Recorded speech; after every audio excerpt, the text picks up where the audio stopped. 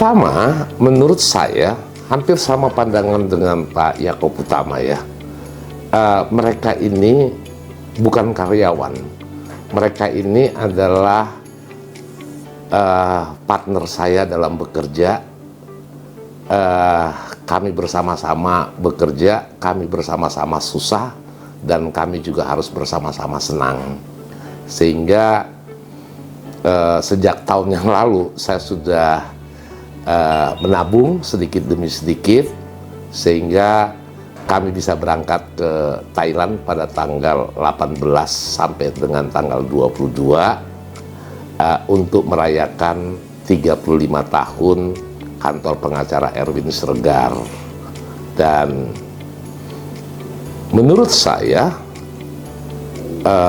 ini adalah hasil kerja keras daripada adik-adik saya yang bergabung di Law Office Erwin Siregar. Jadi hal ini terungkap pada waktu perpisahan malam terakhir di Bangkok. Itu sangat terkesan sekali karena ada acara pesan dan kesan pada waktu itu, di mana teman-teman saya ternyata ada yang belum pernah ke luar negeri, ada yang baru pertama kali naik pesawat.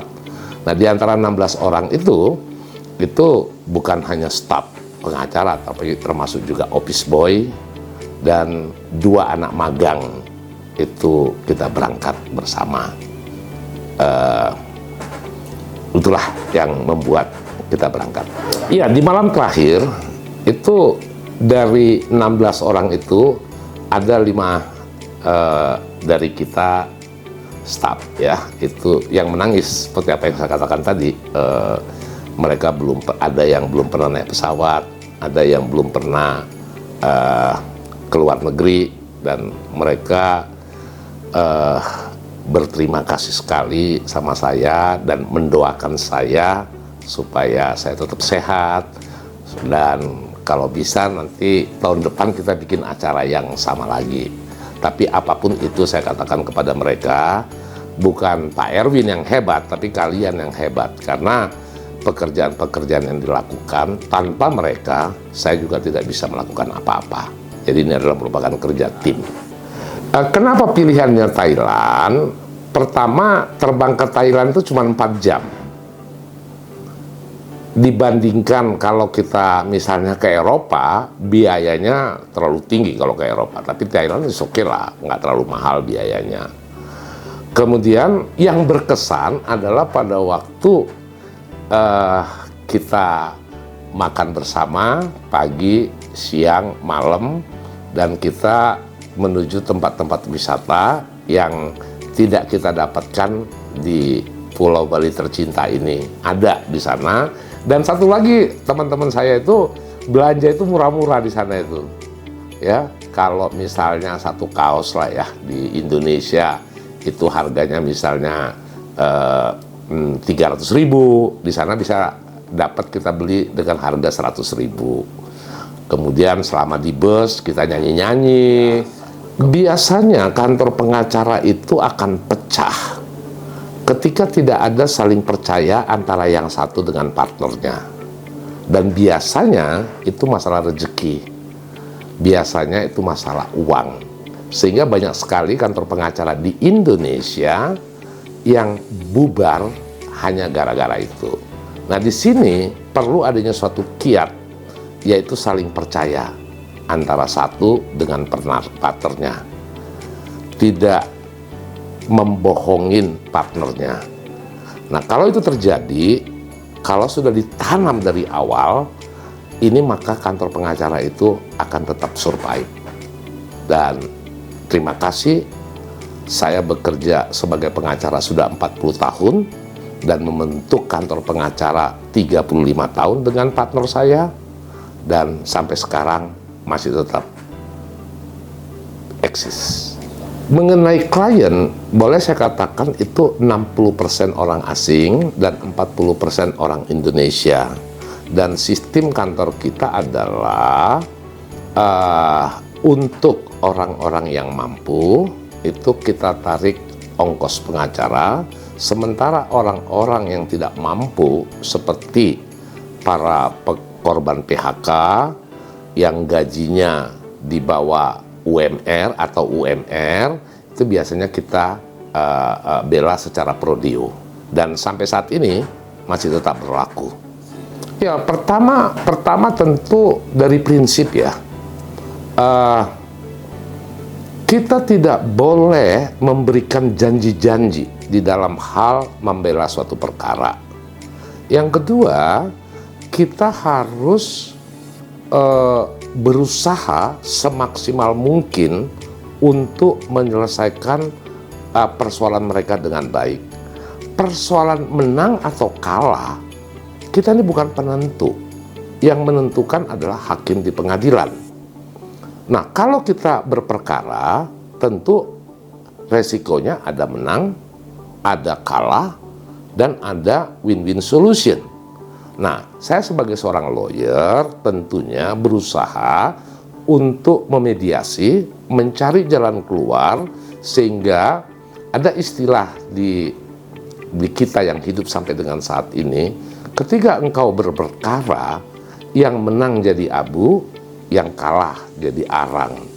Artinya, baik pelapor maupun terlapor, baik penggugat maupun tergugat, itu pasti keluar biaya. Setidak-tidaknya ongkos pengacara mereka harus bayarkan. Jadi itulah prinsip saya. Never give up, jangan pernah menyerah. Kemudian be on time. Kalau bisa dalam suatu meeting dengan klien 15 menit sebelum pertemuan itu sudah hadir.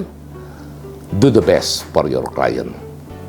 Sepanjang itu tidak melanggar hukum. Itu. Sebetulnya jadi pengacara itu kecelakaan. Kenapa kecelakaan? Saya dari keluarga miskin, di mana bapak ibu saya memiliki anak 11. Ketika anak itu tamat SMP, yang laki-laki dimasukkan ke STM, yang perempuan dimasukkan ke SGA, sekolah guru atas. Artinya, papa dan mama saya itu pingin kalau anaknya selesai, langsung kerja. Nggak perlulah ke universitas, karena itu akan memakan biaya lagi. Dan karena susahnya kehidupan ekonomi saat itu, orang tua saya mengirim saya pada waktu kelas 6 SD, itu ke Surabaya. Saya ikut sama kakak tertua saya di sana. Nah, saya disekolahkan kakak saya SMP sampai SMA. Setelah tamat, udah nggak ada lagi duit. Kemudian, kebetulan saya sedikit bisa berbahasa Inggris. Saya katakan sama keluarga saya harus ke Bali. Saya ingin jadi beach boy di sana. Mungkin saya akan pacaran dengan orang Amerika. Dan sesudah itu saya akan terbang untuk meninggalkan Indonesia untuk merubah hidup. Tetapi nasib menyatakan lain. Pada waktu itu tiba-tiba ada penerimaan mahasiswa Udayana setelah saya 3 tahun di Bali. Saya tamat tahun 78, langsung ke Bali, tahun 81 ada penerimaan mahasiswa, saya masuk.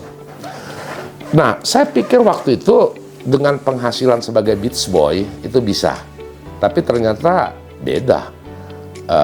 Saya pernah mengalami selama 6 bulan makan itu cuma 1 hari sekali karena tidak adanya uang. Tapi memang Tuhan itu tidak tidur ya. Setelah saya semester 3, saya diminta oleh seorang pengacara namanya R. Sukohardoyo untuk menjadi penterjemahnya dia sekaligus asisten lawyernya dia. Nah, waktu itu tahun 83 saya dijadikan translator, dan setelah kasus itu diselesaikan dengan baik oleh Pak Sukohardoyo, di mana saya sebagai translator dan asistennya untuk perkara orang asing, orang Inggris, saya dapat honor. Honornya itu dapat menyelesaikan kuliah saya selama 4 tahun. Jadi saya bilang, wah ini enak juga jadi pengacara ini ya. Akhirnya sejak itu saya masuklah jadi pengacara sampai dengan sekarang. Memang untuk menjadi pengacara itu, untuk menjadi pengacara yang handal tentu harus ada jam terbang, nyali juga harus kuat, apalagi persaingan di antar pengacara itu luar biasa. Tapi puji Tuhan lah, saya masih bisa survive di tengah banyaknya pengacara yang ada di kota tercinta ini. Ya, apabila seorang pengacara muda ingin menjadi pengacara yang hebat dan handal, ambillah suatu kasus yang menarik. Masalah honor nggak usah dipikirin dulu, karena kalau kasus itu menarik buat masyarakat, itu kita diambil, itu sudah merupakan personal branding untuk kita. Tapi memang itu tidak bisa dikerjakan 1 tahun, 2 tahun. Semua itu harus melalui tahapan. Nggak ujuk-ujuk langsung jadi begitu. Banyak tantangan, banyak rintangan, tapi satu hal, don't give up. Jangan pernah menyerah. Kedua, be on time. Ketiga, pada waktu kita akan meeting dengan klien. Ketiga, jangan memberikan janji-janji dalam hal menanganin perkara. Kalau dia itu orang asing, katakan saja, I will do my best. Kalau dia orang Indonesia, saya akan melaksanakan pekerjaan saya dengan baik. Yang keempat, jangan bohong.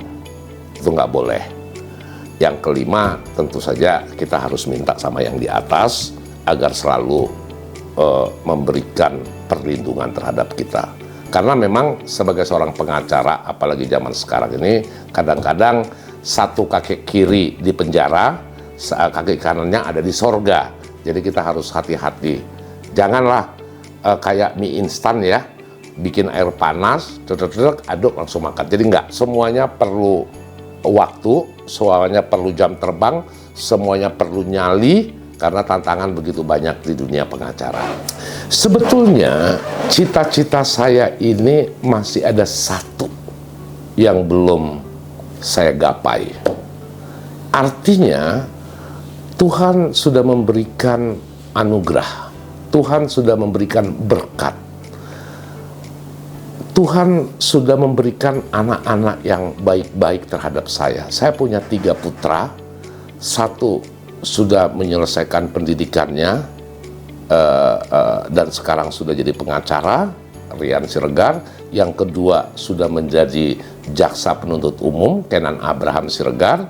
Yang ketiga adalah Jordan Siregar, dia semester akhir Fakultas Hukum dan mungkin cita-citanya akan menjadi hakim. Jadi semuanya itu di kalangan law society, bukan pedagang. Nah, artinya dalam hidup saya sudah tercapai, tapi ada satu yang belum tercapai sampai saat ini. Artinya saya ingin berbuat yang lebih besar lagi. Memang sih sebagai lawyer kita sudah berbuat, masalahnya cuma lokal saja. Jadi satu cita-cita yang belum tergapai adalah keinginan saya untuk mewakili rakyat Bali di Senayan.